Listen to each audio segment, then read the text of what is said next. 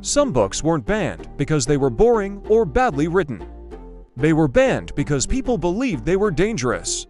They held what was considered forbidden knowledge, dark secrets, and powerful ideas that could change the world or destroy it.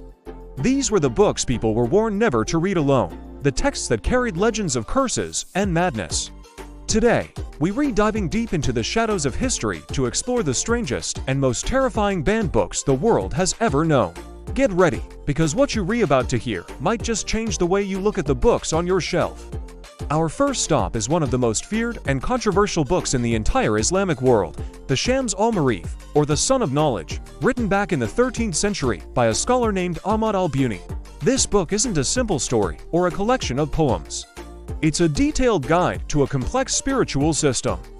It explores the hidden meanings behind symbols, letters, and numbers, connecting them to the unseen world of spirits and angels. But this isn't just about theory. The book contains instructions for creating talismans, summoning spiritual entities, and performing esoteric rituals.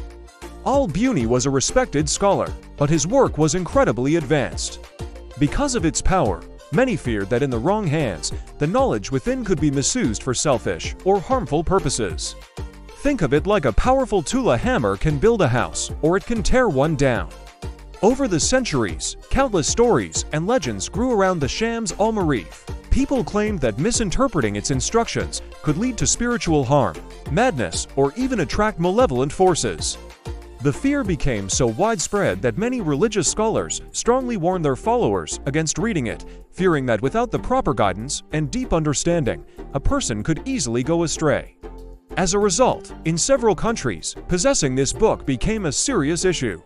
It was officially banned, confiscated from homes, and systematically removed from libraries and bookstores. This wasn't a ban on a work of fiction. It was a ban driven by the genuine belief that the book contained real power that could spiritually endanger the reader if they were unprepared for it.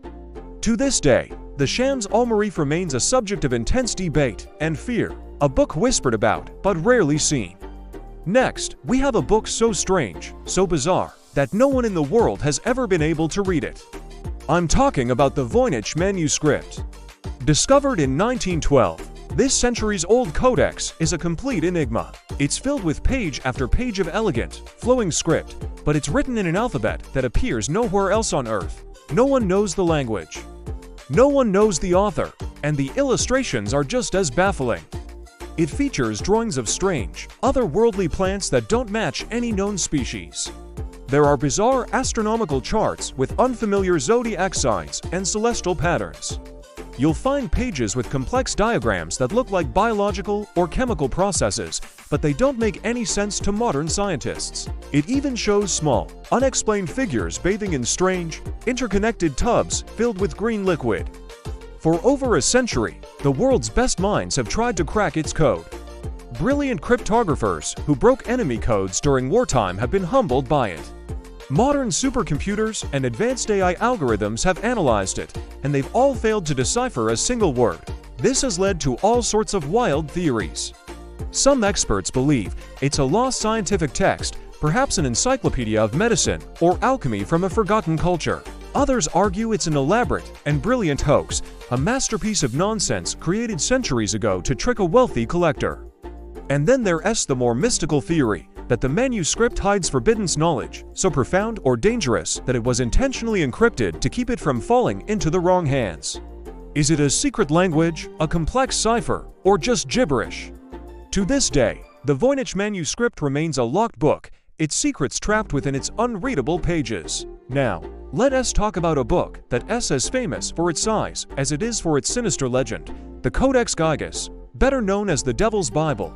This is the largest medieval manuscript in existence. It's nearly 3 feet tall and weighs a staggering 75 kilograms or 165 pounds. It is so massive that it reportedly took the skin of over 160 animals to create its pages. But the most terrifying thing about this book isn't its size, it's the story of how it was made. According to legend, the Codex Gigas was written by a single monk in the 13th century. This monk had broken his monastic vows and was sentenced to be walled up alive. In a desperate attempt to save his life, He promised the monastery that he would create a magnificent book containing all human knowledge in just one night. An impossible task. As the hours passed and midnight approached, the monk realized he couldn't do it alone. In his despair, he supposedly made a pact with the devil himself. He offered his soul in exchange for help finishing the book. The devil agreed, and working together, they completed the massive manuscript by sunrise. As a thank you note, the monk included a huge, full-page illustration of Satan, a chilling and unprecedented tribute in a religious text. This terrifying portrait is what earned the book its infamous nickname. For centuries, church authorities kept the Codex Gigas under lock and key, heavily restricting access to it.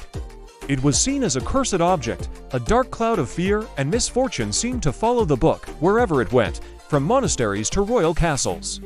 Whether the legend is true or not, the sheer presence of that demonic illustration made people believe this book was tainted by evil. Moving on, we have a book so complex and mystifying that it baffled one of the most brilliant minds of the Renaissance, the Book of Soyga. This 16th century text on magic and spirituality caught the attention of John Dee. The famous mathematician, astronomer, and trusted advisor to Queen Elizabeth I. Dee was a master of codes and esoteric knowledge, but when he encountered the Book of Soyga, he was completely stumped. The book is filled with hundreds of pages of intricate tables, made up of seemingly random letters arranged in complex patterns. It contains mathematical puzzles and what appear to be coded incantations and magical rules, but none of it follows any logic Dee could understand. He dedicated years of his life trying to decipher it, but he made almost no progress. Frustrated, Dee came to a startling conclusion. He wrote in his personal diaries that the book's language and tables were so otherworldly that they could and possibly be of human origin. He believed that its secrets could only be revealed by angels. He even claimed to have contacted the archangel Uriel through a medium to ask for help. But the angel supposedly told him that the book's secrets were reserved for the end of the world. After Dee's death, the Book of Soyga was lost for hundreds of years. It became a thing of legend, a dangerous and undecipherable text that was rumored to drive its readers mad. 2 copies were finally rediscovered in the 1990s, but even with our modern technology, its cryptic tables and coded messages remain a complete mystery. It's a book that even a genius believed was meant for angels, not for humans. Finally, let's discuss a book that's both famous and deeply misunderstood, the Necronomicon. Unlike the other books on our list, the Necronomicon started as a complete work of fiction. It was created by the horror writer H.P. Lovecraft in the early 20th century. In his stories, the Necronomicon was an ancient, forbidden grimoire filled with dark rituals and secrets about cosmic horrors from beyond time and space. Lovecraft wrote about it with such detail and conviction that many of his readers started to believe it was a real book. This is where fiction began to bleed into reality. As Lovecraft's fame grew, people started searching for the Necronomicon in old libraries and occult bookstores. The myth became so powerful that other authors began writing and publishing their own versions of the Necronomicon, claiming they were the real thing. The line between fiction and reality blurred completely.